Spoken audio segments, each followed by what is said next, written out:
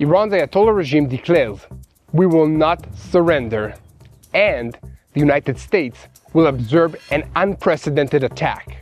Despite a massive buildup of American forces on a scale that the world hasn't seen in many years, senior Iranian officials emphasize that the diplomatic option is still on the table, but they do not hesitate to threaten the strongest military in the world, and they refuse to say that they will not build a nuclear weapon. Intelligence assessments say that there will be a breakthrough this week, while the outbreak of war is far more likely. And here in Israel, 12 American F-22 jets have landed, together with more aerial refueling aircraft in the last 24 hours. This is part of the continuing American force buildup in the Middle East. In his State of the Union address on Tuesday evening, President Trump said that Iran has developed a weapon that can threaten Europe or our bases. The White House spokesperson added, "Iran chants death to America. You decide if that's a threat or not." Elsewhere, the United States sent a message in Persian to Iranian citizens saying, "We all know one truth right now. The United States can strike Iran in any way it chooses." So welcome to Boots on the Ground. I'm your host Yair Pinto, and we're bringing you the whole truth about what's happening in Israel and in the Middle East. Tensions between Washington and Tehran are escalating as Iran threatens retaliation in response to an American strike, and the Ayatollahs are not breathing a single of relief in light of disagreements at the top of the American leadership regarding an attack. They are convinced that Trump's goal remains the overthrow of the Islamic regime, and they are even making contingency plans for the day after Khamenei, as there is a possibility that he might be eliminated or simply expired. He's almost 87 years of age after all.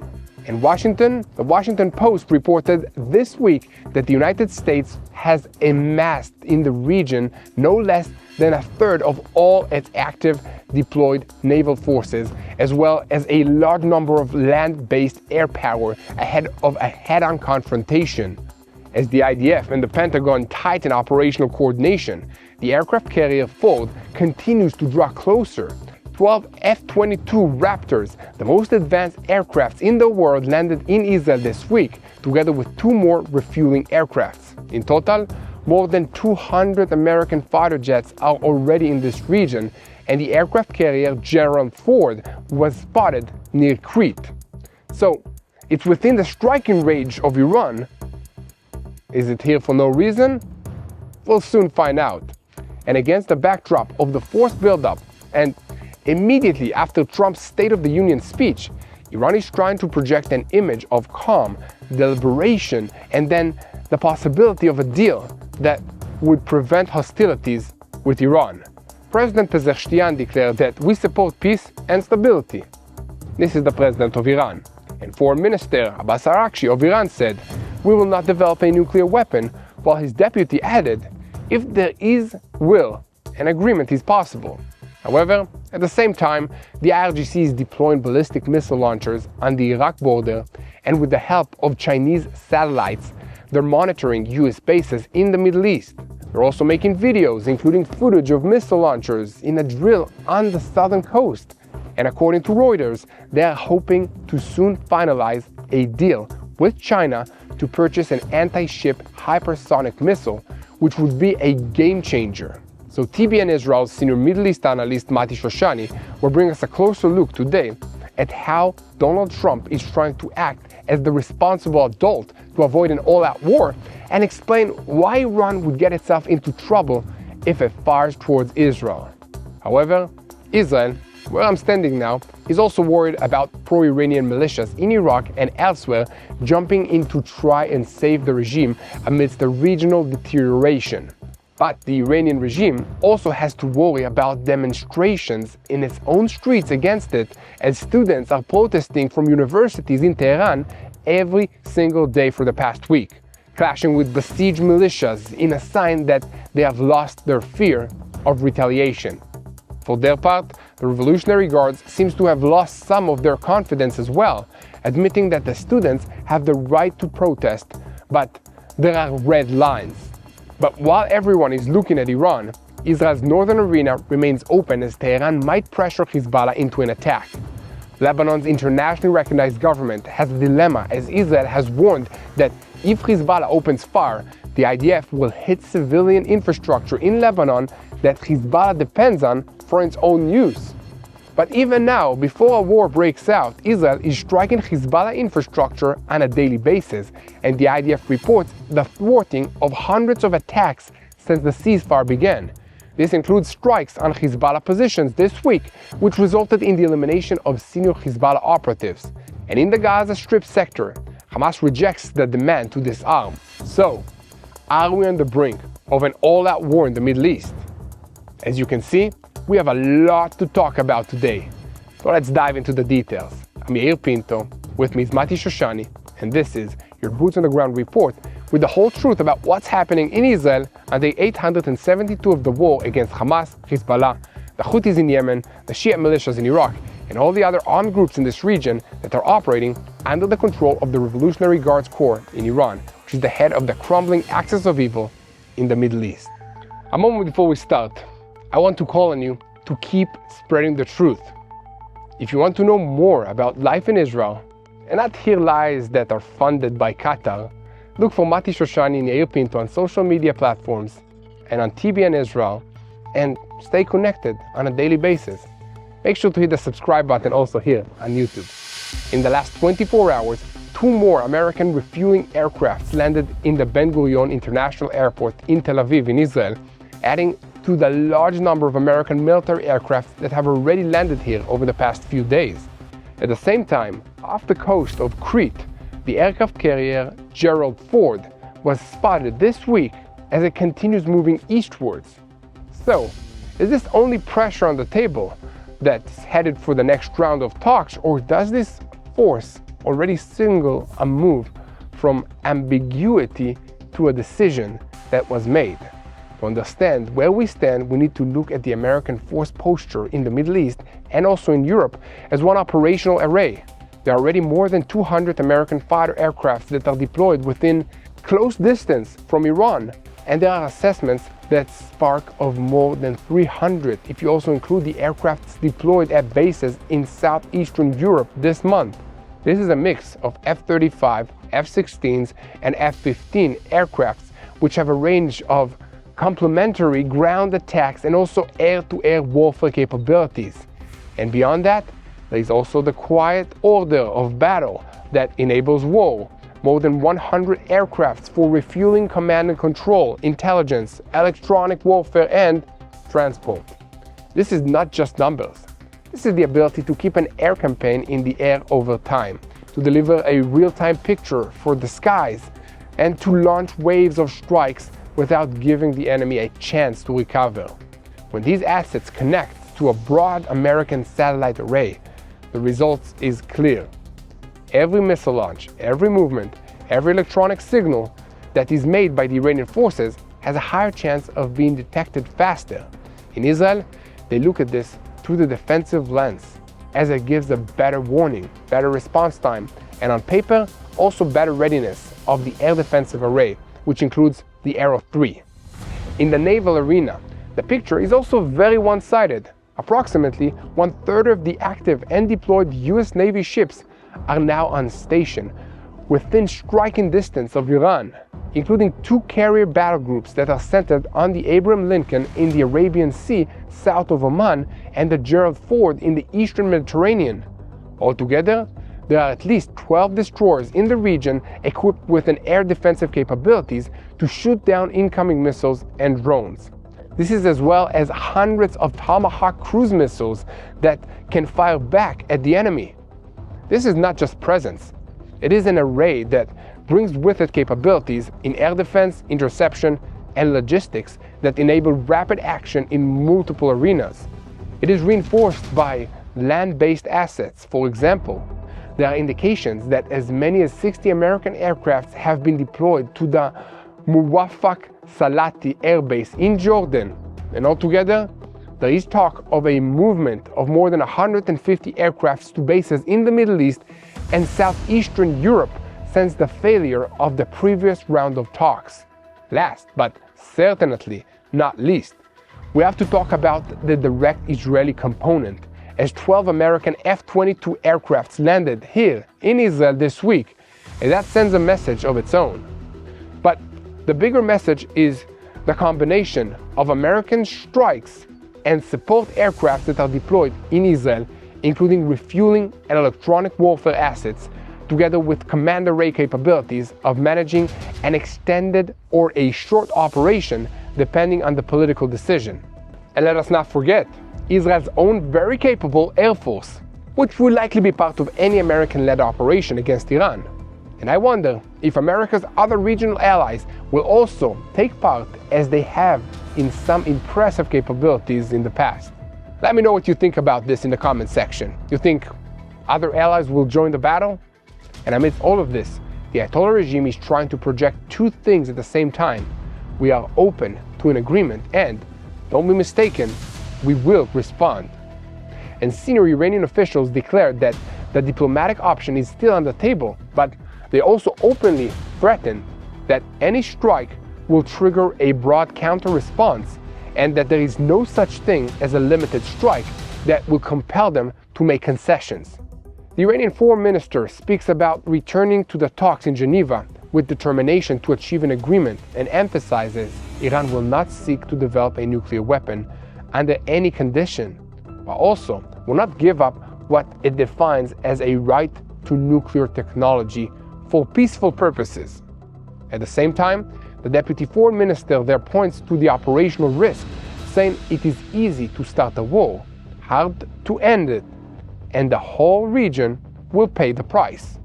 All of this tension will surely be felt on Thursday during the next round of talks in Geneva, with most analysts saying these are the last chance talks to avoid a conflict, and the chances of success are very low.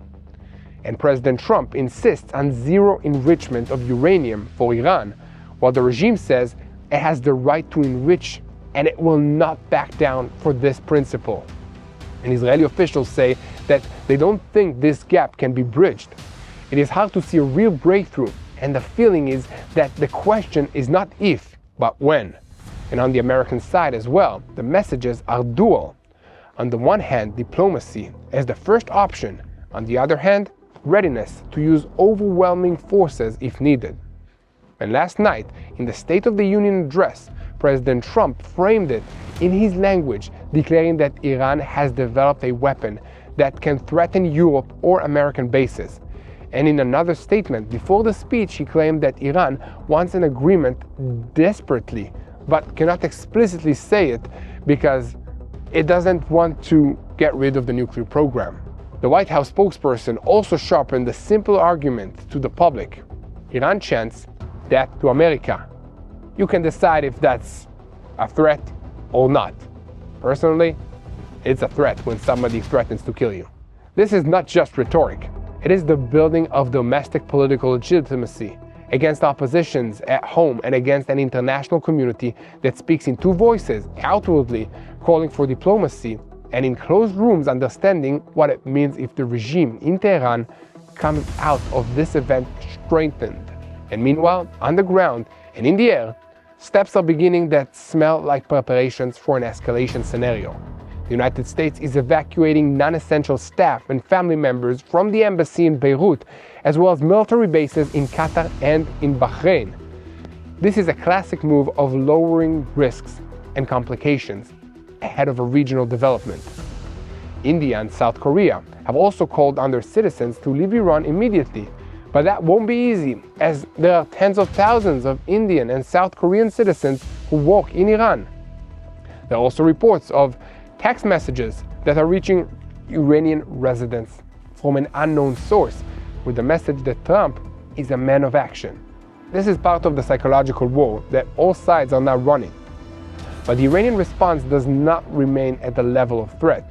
There are also indications of a deployment of missiles and rocket launchers along the western borders to enable rapid fire towards American bases in Iraq and in other countries in this region, but that also puts those launchers in an easy range of the United States and the Israeli strike assets, especially Tomahawk cruise missiles. However, the IDF air defensive forces are noting that this time they will not only have to contend with long-range missiles that are under tighter monitoring, but short-range arrays that create a short fight time and many launch points, creating a complicated interception problem for the Iranian regime. And along the same line, there is a clear concern about pro-Iranian militias in Iraq joining in, adding their own arsenal of drones and missiles to the ordnance that's heading Israel's way. This possibility is being taken very seriously, along with the potential threat to aircraft flying over Iraq on their way to strike targets in Iran. These militias could also provide intelligence assistance to Tehran regarding American and Israeli movements in the region. And in parallel, reports are rising about increased chatter amongst terror elements as a hint of possible preparations for revenge attacks against American targets in Europe and in the Middle East, even if there are still no specific plots that are locked in. And within all of this, Iran is trying to show that the naval arena also has a card to play. There are reports that it is nearing a deal with China to purchase hypersonic anti-ship cruise missiles that the model is CM302, with a range mentioned up to 290 kilometers and a 250 kilogram warheads. The speed and the low altitude flight path that they're capable of making them hard to intercept, and they can be launched from ships, from aircraft, or from vehicles. Even if it is noted that the missiles are not expected to arrive before a possible American attack, and that there is still no agreed delivery date, the very talk of a deal is a message to the Americans that their ships are vulnerable. This past week, there was also a report that the regime had signed a deal to purchase shoulder-fired anti-aircraft missiles from Russia, but the delivery of those weapons is years away, and it's not relevant to the current situation. Last, but certainly not least, the internal pressure against the regime has not disappeared. Street protests have continued for several consecutive days at universities in Tehran and in other cities, including chants against Khamenei and the regime, alongside calls in favor of the return of the monarchy and flags from the Shah era. On the other hand, the regime presents footage of supporters burning the flags of the United States and Israel. There are reports of clashes with the besieged militia and of dispersal of tear gas in certain hotspots to get rid of the protesters. The government spokesperson said, "Students have the right to protest, but there are red lines, and flags and holy places are lines that must not be crossed." However, the protesters appear to have lost their fear of the regime despite its brutal crackdown in January. The regime is trying to manage rising pressure from within, even if it must face overwhelming military forces from without. But here, in Israel, we're also trying to manage the tensions and wondering what will happen to us if the situation is actually exploding. The assessment is that if there is a direct American action, the Iranians will want to first invest their efforts against the American targets in the Gulf and in the Middle East, then to strike American interests in the region, and only at a later stage to slide towards Israel, because firing towards Israel could complicate them against two strong attackers in two arenas. But no one here is counting on Iran acting logically or in a proper way when an event happens of a war. So the home front readiness is being closely monitored. Closed-door discussions are being held, and lessons learned from previous operations are being reviewed, including a troubling data point that a significant portion of the population lives and works in buildings without a protected space, without bomb shelters. And in the end, all this data connects to one simple truth: the United States can strike Iran in any way it chooses, from a limited blow to a broad campaign. And the question is what it chooses and when. For some answers to these questions, we now turn to TBN Israel's senior Middle East analyst Mati Shoshani. But first, a moment before we continue, I want to invite you to keep spreading the truth. It's very important that you share what you see here on Boots on the Ground. Hit the subscribe button. Look for us on social media platforms. And I also want to take just a moment to tell you that if you love TBN Israel and want to be part of what God is doing in the land, we have something special for you. Did you know you can invest in one of the world's most innovative economies, the nation of Israel, just as easily as you invest in American markets. That's why today, I'm excited to introduce you to our friends and sponsors at Wise Money Israel, who I've personally known and trusted for many years. Their CEO and his family are longtime friends, and I trust them completely.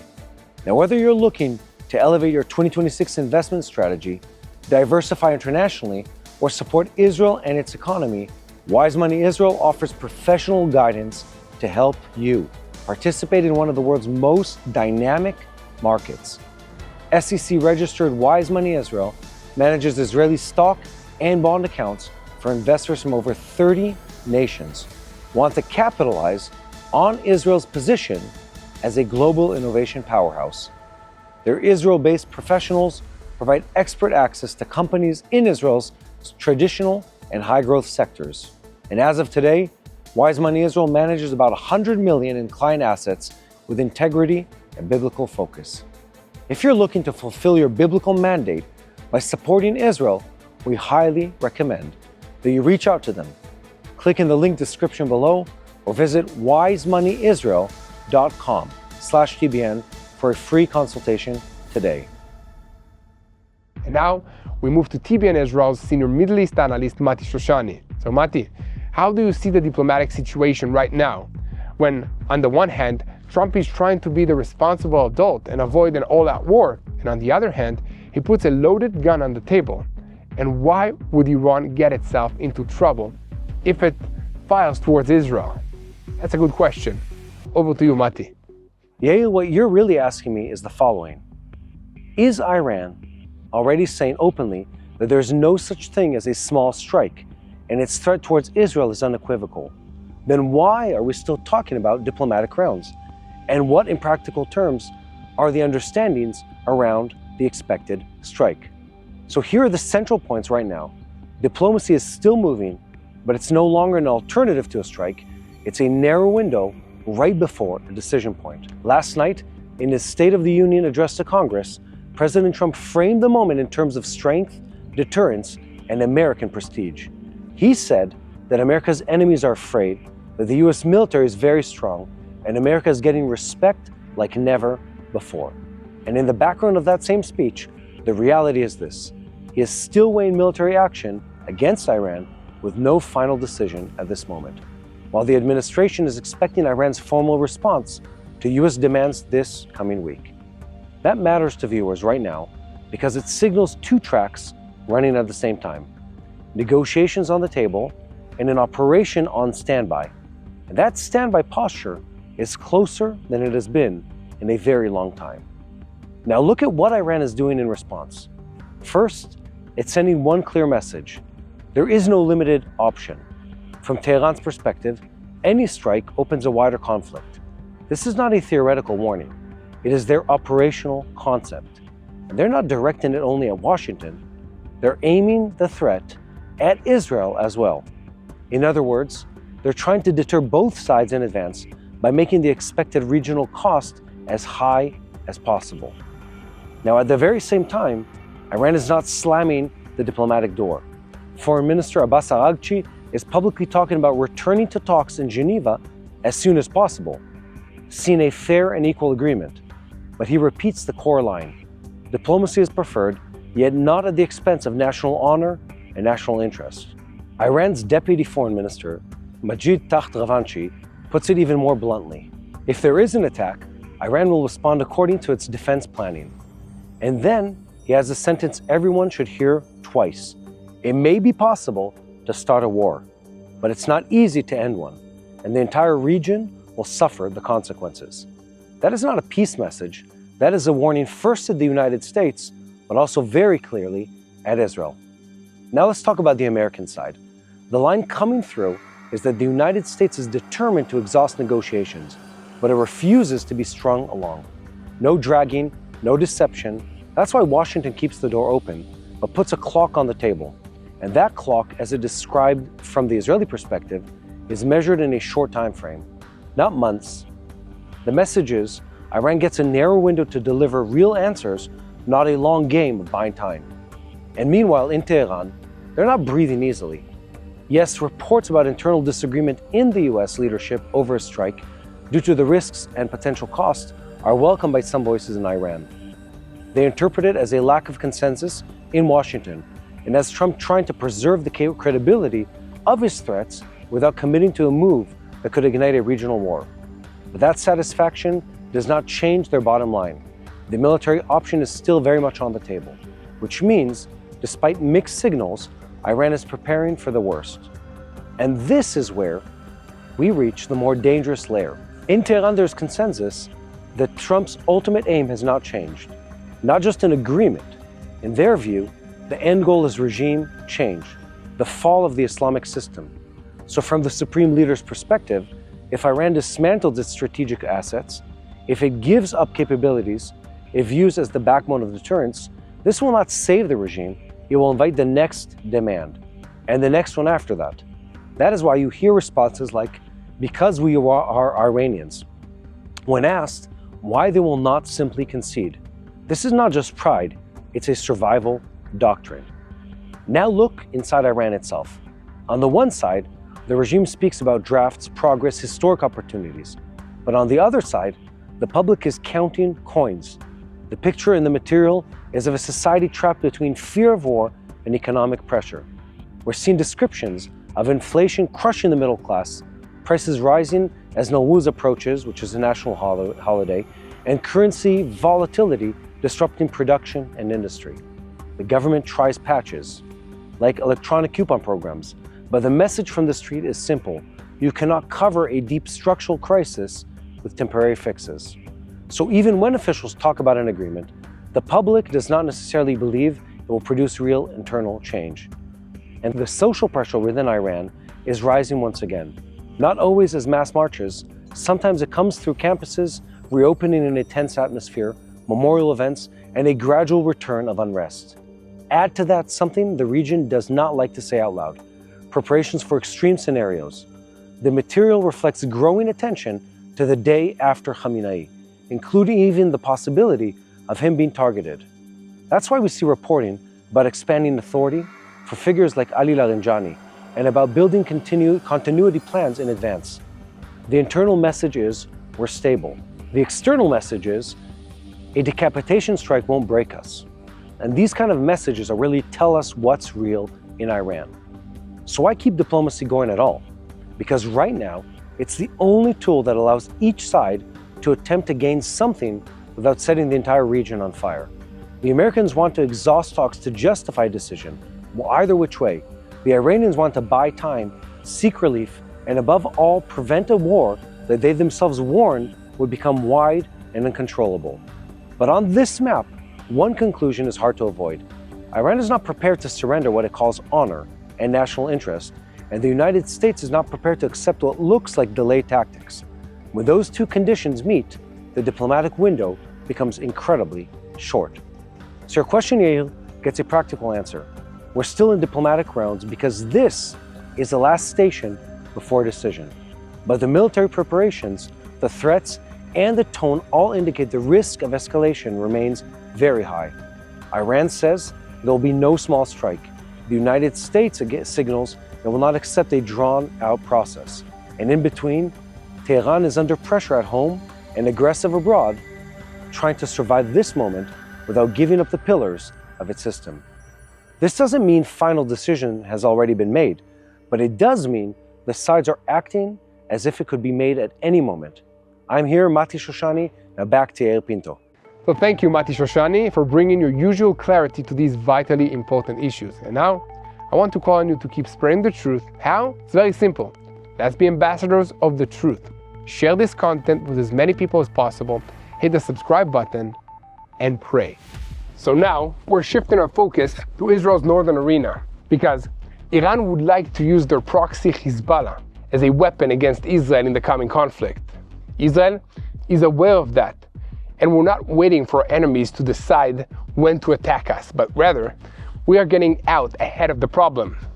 For instance, in the last 24 hours, the IDF struck 3 different Hezbollah command centers in Lebanon, eliminating several operatives from its missile launch array. And after they were identified in recent weeks, the accelerated readiness of Hezbollah and the buildup and also planning to launch attacks against Israel, the IDF reacted. So Hezbollah admitted losing 8 operatives in these strikes, which probably means that they lost at least 20, because they're not truthful. But the point is, there is a clear message that while all eyes are on Iran, Israel is already acting to neutralize what could open up from the north. So everybody is wondering if Hezbollah will be smart enough to stay on the sidelines, or will a push from Tehran turn the northern border into an active arena? IDF intelligence believes that we should assume that Hezbollah will join the fighting if Iran is attacked. The scenario being discussed includes large volumes of rocket and missile fire at the north, as well as smaller volumes of long-range missile fire towards the central and attempts to launch swarms of UAVs.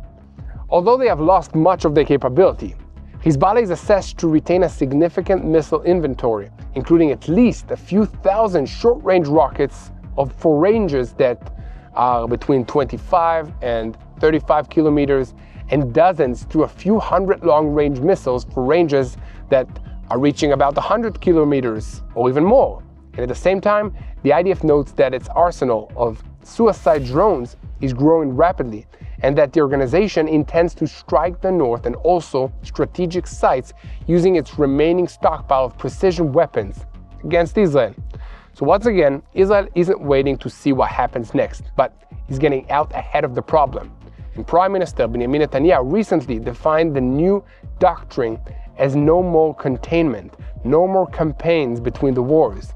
If Israel does not hit our enemies while they're weak, they will hit us when they are strong. And the IDF also emphasizes that they are on high alert on the defensive lanes with eyes open for every direction. And also, the finger is on the trigger against any change in the operational reality. The meaning for Beirut is clear. Any fire from the north will be translated into a wide attack on Hezbollah targets and terrorist organizations across Lebanon. And in Jerusalem, they're making it clear that this time no one is playing games. This will be a broad pounding of historic proportions. This presents a dilemma for the internationally recognized government in Lebanon. Their country has been affected severely and is doing very bad because of political problems and the fact that the terrorist organization Hezbollah has been ruling much of this country. So the new government is trying to stabilize the things, but it's struggling. Attempts to raise the taxes and increase the revenues ignite protests, and the street isn't buying promises. The state is weak, and even if there is talk about concentrating the weapons in the hands of the state north of the Litani River, it's stuck. And meanwhile, burning economic issues are making everything else more difficult. However, within the Lebanese public, a real fear is rising. On social media networks, voices are heard accusing Hezbollah of fighting at the expense of civilians. An elderly 90-year-old resident described the destruction that reached all the way to his home and said that whoever wants to fight should not do it at the expense of the innocent people. In the town of El Adisah, protests were documented burning tires and demanding compensation, not slogans. Activists write that Hezbollah carries out orders from Iran at the expense of our blood, and call to hand over the weapons to the national army in order to prevent another war with Israel. And there are also reports of internal assurances that Hezbollah will not intervene if Iran is attacked, versus public statements that hint at the opposite. So the bottom line is that Israel is building a wall of fire facing the north against Hezbollah, hoping that it will not surprise us at the moment that Tehran feels pressured. And the question that leads the next report is this: who really controls the decision in Beirut at the moment of truth, the government or Tehran through Hezbollah? We will probably find out very soon, so keep spreading the truth, and if you want to see what life looks like in Israel, search for Yair Pinto or Mati Shoshani, and make sure to subscribe to TBN Israel. We are here, boots on the ground. And now, we are switching our focus once again to the Gaza Strip.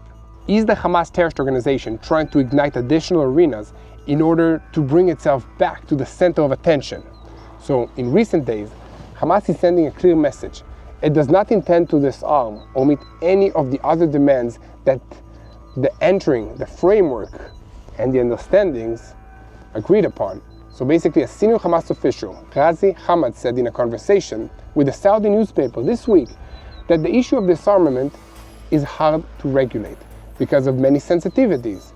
He claimed that the threats to disarm by force are disrespectful to the mediators' efforts, and that what Israel failed to achieve in years of war, it will not achieve now.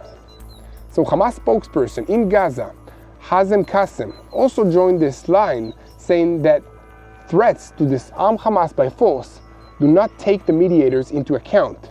So behind the scenes, discussions are underway about a plan that will last about half a year as part of what is called the Technocrats Committee.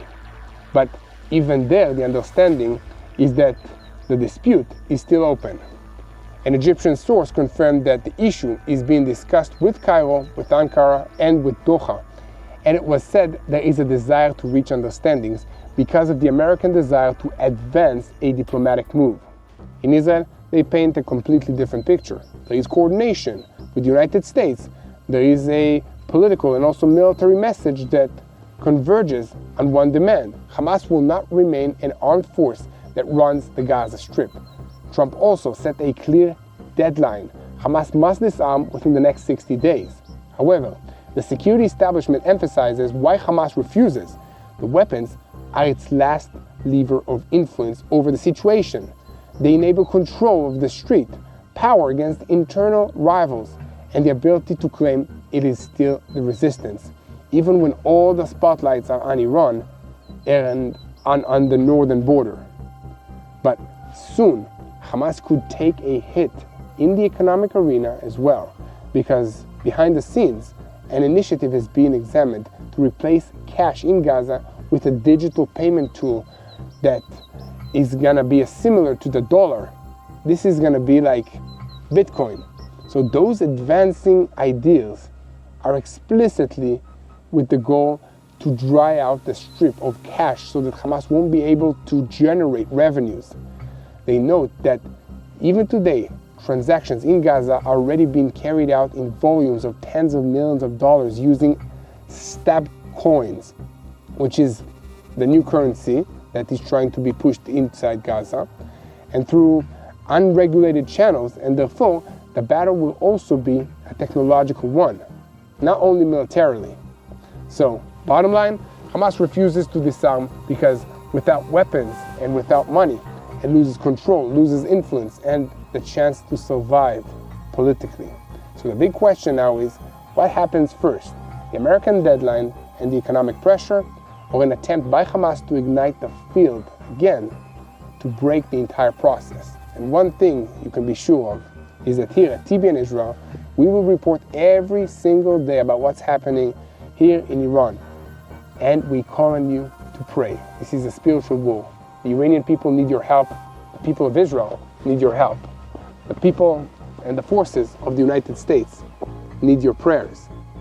So when we pray, let's pray for wisdom to our people, to our leaders, to your leaders, to the men and women that are stationed in this region, waiting for the order to act or not to act. Let's pray for the diplomatic teams, for the mediation. Let's pray for the peace of Jerusalem. Hello, this is Mati here in Jerusalem with TBN Israel. This is Yair Pinto from TBN Israel here in Jerusalem. TBN Israel is keeping viewers informed with Israel-focused news, culture, and what God is doing in this land. Support TBN Israel today online at tbn.org/Israel. Thank you.